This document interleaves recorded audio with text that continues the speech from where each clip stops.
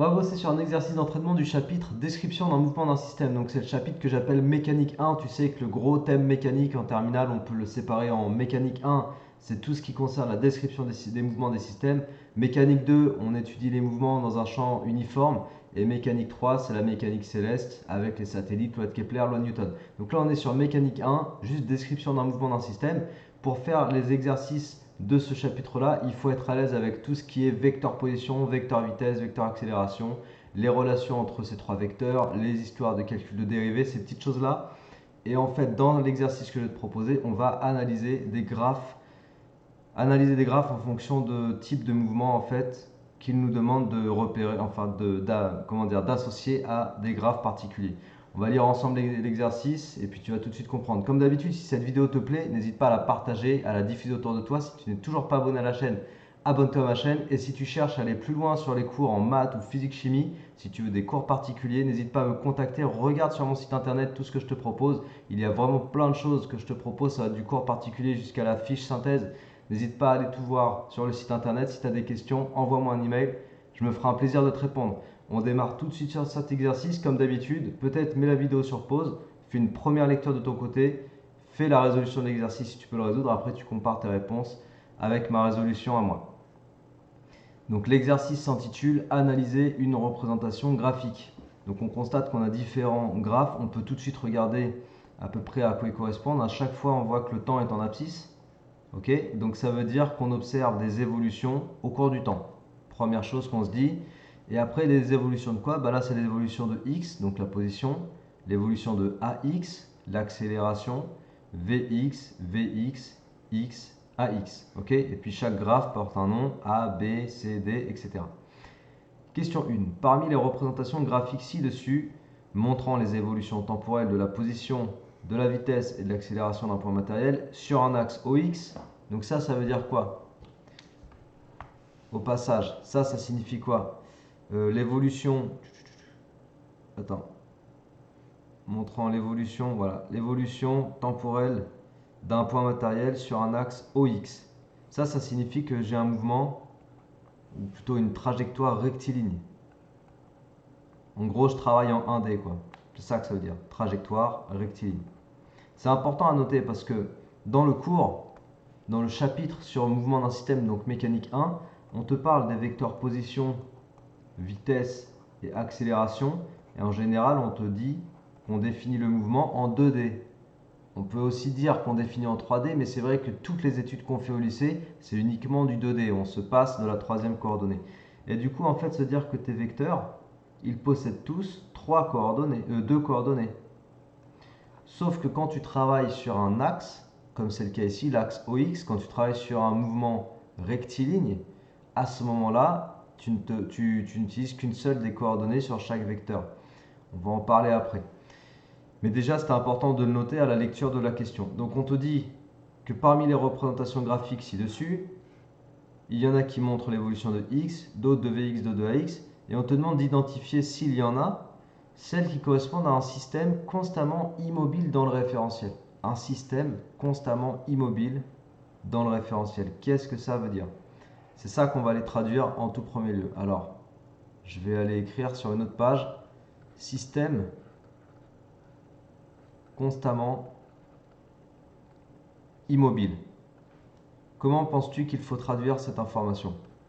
Eh bien, si le système est constamment immobile, alors je pense que tu seras d'accord avec moi pour dire que l'abscisse de ton système à chaque instant, elle reste constante. Ça va ça? Si on se le représente, ça veut dire quoi?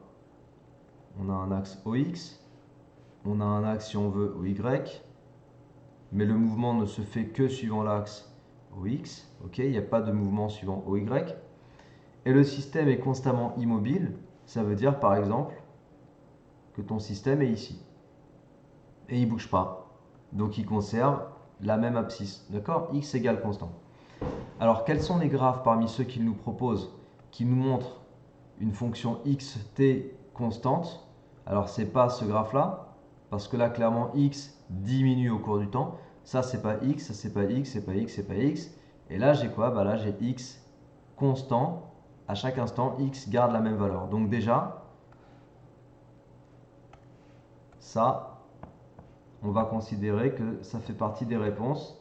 Ce graphe-là, alors il est où mon graphe?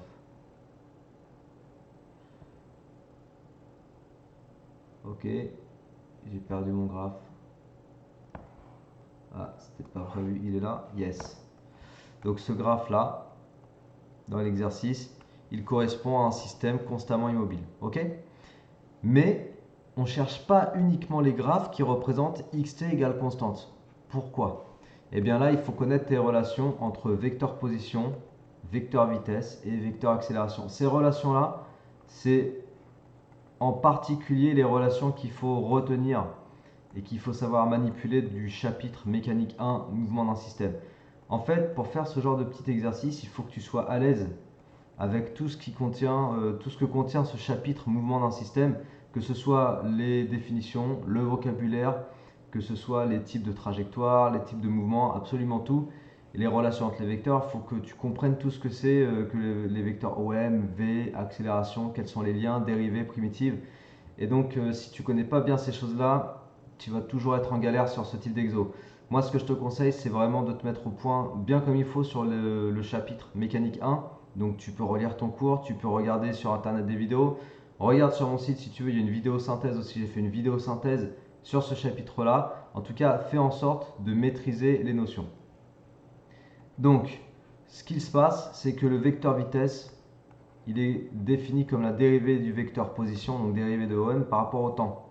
Ok?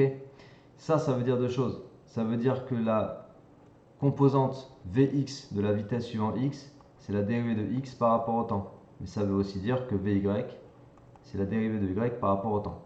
Si tu es d'accord avec moi, on va tout de suite dégager les coordonnées suivant y. Je répète encore une fois que le mouvement est un mouvement rectiligne. Il ne se fait que suivant l'axe OX. Ça veut dire que tout ce qui se passe suivant y, ça dégage. Je m'y intéresse même pas.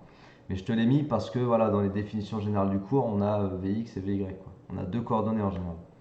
En tout cas, ça me donne cette information-là qui est très intéressante. Pourquoi? Parce que Vx, je vais écrire où? Je vais écrire là-dessous. Tac, je baisse un peu. Voilà, Vx est défini comme la dérivée de x par rapport au temps. Ok? Ça, c'est la définition que tu trouves dans ton cours. Or, si le système est constamment immobile, dans le cadre de la question 1, x est une constante. On l'a dit plus haut, on l'a dit ici, c'est encore écrit sous tes yeux, et tu as le schéma qui va avec. Si x est une constante, qu'est-ce que tu vas conclure? Sachant que Vx, c'est la dérivée de x par rapport au temps, et que x est constant à chaque instant. La dérivée d'une constante, qu'est-ce que ça te donne? Ça te donne 0. Ok, je te remontre. Vx, c'est la dérivée de x par rapport au temps, mais il se trouve que x, c'est une fonction constante. Donc la dérivée d'une constante, ça donne 0, tout simplement. Donc ça signifie que pour un mouvement constamment immobile, ça correspondra à une fonction Vx égale 0. Est-ce que dans ce qu'il nous propose, j'ai un graphe qui me montre Vx égale 0? Je ne crois pas. Non, on n'a rien qui nous montre Vx égale 0. Du coup, par rapport à Vx, on n'a pas d'information, on n'a pas de graphe qui correspondra à cette information. Par contre, dernière chose, à x, toujours grâce à ton cours, on sait que c'est la dérivée de Vx par rapport au temps. D'accord? Dérivée de Vx par rapport au temps. Et Vx est 0. Alors du coup, la dérivée de 0 par rapport au temps, ça fait 0. Du coup, ax égale 0. Du coup, pour un mouvement constamment immobile, on va résumer les informations. Pour un système constamment immobile, on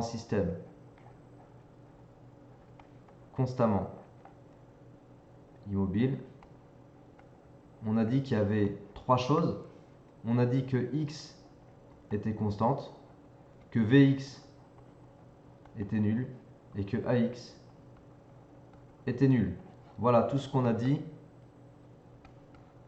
en utilisant nos relations de primitives et nos relations de dérivées. Enfin, plutôt, c'était plutôt les relations de dérivées, pardon, dans ce qu'on a fait. En utilisant les relations de dérivées qu'on est allé chercher dans notre cours. On a pu déduire ça. Du coup, on a pu dire que ce graphique-là, le graphique F, il correspondait à un système constamment immobile. En exploitant l'information sur la vitesse, on n'a pas trouvé d'autres graphes. Par contre, en exploitant la relation sur l'accélération, je pense qu'il y en a un autre. Il y a lui, le graphe E. Tac. Alors, bibliothèque. Normalement, je suis censé le trouver tout en bas. Il est là. Voilà. Donc finalement, j'ai deux graphes qui correspondent à un système constamment immobile dans le référentiel. Le graphe F et le graphe E. C'est ce qu'il fallait que tu trouves pour la question 1. Ok? Si tu as bien compris la façon de résoudre cet exercice, on va aller un peu plus vite sur la deuxième question. Et là, on va te demander, toujours de l'identification, identifier les représentations graphiques qui correspondent à un mouvement uniforme ou uniformément varié. Alors, je te propose qu'on traite séparément les deux cas, mouvement uniforme et mouvement uniformément varié. Allez, c'est parti, on va un petit peu plus vite. Premier cas, mouvement uniforme. Donc, on va regarder ce que ça veut dire sur l'évolution xt, sur vxt et sur axt. Mouvement uniforme. Mouvement uniforme, ça se traduit par Vx égale constante. Il faut que la vitesse soit constante. Or, la vitesse, Vx, c'est la dérivée de x par rapport au temps. On va dire que Vx est une constante que je vais appeler C1. Ok? Donc, Vx, c'est la dérivée de x par rapport au temps, formule de ton cours. Et Vx égale la constante C1. Parce qu'on a dit que la vitesse est constante, le mouvement est uniforme. Qu'est-ce que tu en conclus? Tu conclus logiquement que la dérivée de x par rapport au temps est une constante. On est d'accord? La dérivée de x par rapport au temps est une constante. Du coup, la fonction xt, c'est quel type de fonction? Et c'est là qu'on va faire de la primitive. C'est là qu'on va chercher le cheminement inverse de la dérivée. Tu sais que la dérivée est une constante et tu cherches la fonction de départ. Exemple, imagine que la dérivée f' de t ce soit égal à 2. Qu'est-ce que tu pourrais dire sur la fonction f de t? Normalement, si tu connais bien ton processus de dérivation et que si tu raisonnes à l'envers, alors tu vas dire que f de t c'est 2t plus une constante. Ok? Parce que si tu dérives 2t plus une constante par rapport à t, tu vas retrouver 2. Et bien c'est la même chose ici. La fonction xt, ça va faire c1 fois une constante plus une deuxième constante c2. Si tu dérives cette fonction-là par rapport au temps, qu'est-ce que tu vas retrouver? Normalement, tu retrouveras bien C1. Ok? Donc ça veut dire que la fonction x de t, c'est une fonction affine du temps. Ok? C'est la forme d'une fonction affine. Donc on va chercher, quand on va chercher sur les graphes, on va chercher une fonction affine. On peut regarder tout de suite. On va chercher pour xt une fonction affine. Là, j'ai une fonction affine pour xt. Différente d'une fonction constante, une fonction affine qui me donne une droite oblique, parce que Vx est constante mais non nulle, puisque le mouvement est uniforme. Et du coup, j'ai ce graphe-là, et c'est tout. Donc on va prendre lui. Voilà, le graphe A, il correspond à un mouvement uniforme. D'accord? Voilà, on le met ici. Je le mets en face de... Je mets le graphe en face de la fonction. Parce que une fonction, une droite comme ça, dans un repère, ça traduit forcément une fonction affine et que xt est une fonction affine. Tu comprends le processus?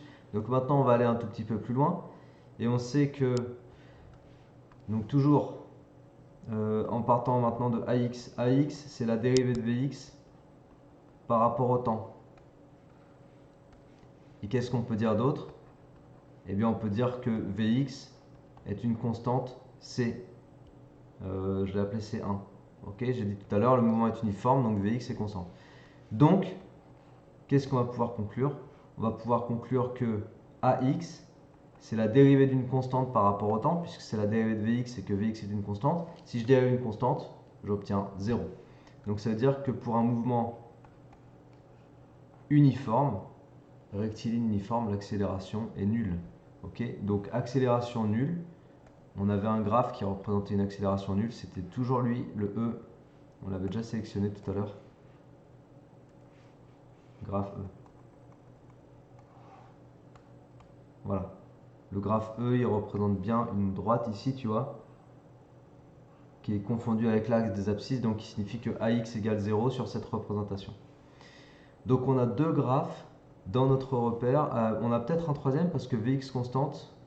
Oui, Vx constante, bah oui, il y avait ça. J'étais même pas allé voir. Donc on a le graphe C qui me donne une fonction Vx constante au cours du temps. Voilà. Hop. Donc finalement, on a trois graphes. Alors, voilà. Ok. Donc pour le mouvement uniforme, on a trois graphes qui correspondent à un mouvement uniforme. Le graphe qui te donne Vx constant au cours du temps, le graphe qui te donne x, une fonction affine du temps, donc une droite oblique, et le graphe qui te donne ax, une fonction nulle, donc ça donne une représentation confondue avec l'axe des abscisses. Pour la deuxième question, et donc pour finir la deuxième question, on te demande d'identifier un mouvement uniformément varié. Donc maintenant, on va aller traduire ce que signifie mouvement uniformément varié, et ça conclura cet exercice. Donc encore une fois, tu vois que dans cet exercice, il y a besoin de maîtriser le vocabulaire et de savoir traduire. De savoir traduire toutes ces informations, en fait. Si on ne sait pas traduire, c'est mort. Uniformément varié. Alors, uniformément varié, ça veut dire quoi? Ça veut dire que AX est une constante différente de 0. Puisque le mouvement est uniformément varié, on considère qu'on a une accélération constante, mais non nulle. Est-ce qu'on a un graphe déjà qui nous donne une accélération constante non nulle? Oui. On a ce graphe-là. Ajouter à la bibliothèque. Non, c'est pas ça que je voulais faire. Voilà. Donc déjà, ce graphe-là, il est cohérent avec une accélération constante différente de 0. Ensuite, on sait que l'accélération, c'est la dérivée de Vx par rapport au temps. Et on sait que l'accélération AX, c'est une constante. Je vais l'appeler C3. Ok. Donc cette constante, je l'appelle C3 pour la nommer. Et du coup, ça veut dire quoi là? Si je mets en parallèle mes deux informations, j'ai AX qui est définie comme la dérivée de Vx par rapport au temps, et j'ai AX qui est une constante, puisqu'on est avec un mouvement uniformément varié. Du coup, donc, c'est une conséquence, je peux dire que la dérivée de Vx par rapport au temps égale C3, ok? Je mets juste en parallèle ces deux infos, ça me permet d'extraire cette information. Donc si la dérivée de Vx par rapport au temps est une constante, Vx, c'est quoi comme type de fonction? Comme tout à l'heure, et ben Vx, c'est une fonction affine. Donc une fonction qui aura pour écriture C3 fois t plus une constante C4. Comme tout à l'heure, si tu dérives C3 fois t plus C4, si tu dérives par rapport à t avec C3 et C4, deux réels qui ne dépendent pas de t, la dérivée, ça va te faire quoi? Ça va te faire C3. Ok, la dérivée de C3t plus C4, ça fait C3. Donc ça veut dire que ma fonction Vx est une fonction affine du temps, ok? Donc représentée par une droite oblique dans mon repère. Alors je regarde sur mes graphes. Voilà, là j'ai Vx, le graphe numéro D, enfin le graphe D, j'ai Vx qui est bien une droite oblique dans le repère. Donc ça correspondra bien à un mouvement uniformément varié. Ok, donc tu comprends le principe de ce type d'exercice, c'est d'aller chercher à retrouver des compatibilités entre des types de mouvements et des graphes, des représentations graphiques des évolutions de Vx, de x et de ax. Est-ce que je peux retrouver un dernier graphe compatible avec le mouvement uniformément varié? Eh bien, on sait quoi? On sait que Vx, c'est une fonction affine qui s'écrirait C3 fois t plus C4. Et on sait que Vx, c'est la dérivée de x par rapport au temps. Donc ça voudrait dire quoi? Ça voudrait dire que la dérivée de x par rapport au temps sera égale à une fonction affine. Quelles sont les fonctions qui me donnent des fonctions affines quand je les dérive? Fonction polynôme du second degré. Il faudrait que ax soit une fonction polynôme du second degré. Ok, si tu dérives, si j'avais x, pardon, une fonction polynôme du second degré comme ça là, a fois t au carré plus b fois t plus c, et que je dérivais x par rapport au temps, ça me donnerait quoi? Ça me donnerait 2at plus b, ok, une fonction affine. Ça aussi, le genre de truc sur lequel il faut être à l'aise. La dérivée d'un polynôme du second degré, c'est une fonction affine. Et les primitives de fonctions affines, c'est des polynômes du second degré. D'accord? Fonction affine, polynôme second degré. Donc quand je dérive un polynôme du second degré, ça me fait une affine. Mais quand je fais la primitive d'une fonction affine, les primitives sont des fonctions polynômes du second degré. Donc là, comme ma fonction dérivée, la dérivée de x par rapport au temps, c'est une fonction affine, alors x de t est censé me donner un polynôme du second degré. Donc la représentation graphique serait censée être une parabole. Or, dans mes graphes là, j'ai rien qui ressemble à une parabole. J'ai aucun graphe qui me donne l'évolution de x par rapport au temps avec une forme de parabole. Donc, j'ai utilisé tous les graphes, il n'y a aucune autre information à extraire. Et on a identifié pour chaque type de mouvement, ou pour chaque situation, on a identifié les graphes compatibles. Ok? C'était le but de cet exercice, donc de te faire travailler sur de l'analyse de graphes et en même temps l'utilisation des relations de ton cours avec vecteur position, vecteur vitesse, vecteur accélération, les histoires de dérivées, les histoires de primitives. On a fait tout ce qu'il fallait, je t'ai montré ce que je voulais, j'espère que ça t'a plu. Si c'est le cas, partage cette vidéo, abonne-toi à ma chaîne. Contacte-moi si tu as besoin d'aller plus loin sur les vidéos, plus loin sur les cours de maths, physique, chimie. Si tu as besoin de faire plus que de simples vidéos, regarde sur mon site tout ce que je te propose. Si tu as des questions, contacte-moi par email. Je me ferai un plaisir de te répondre. Sur ce, travaille bien, bonne motivation à toi, bonne réussite et à la prochaine. Ciao!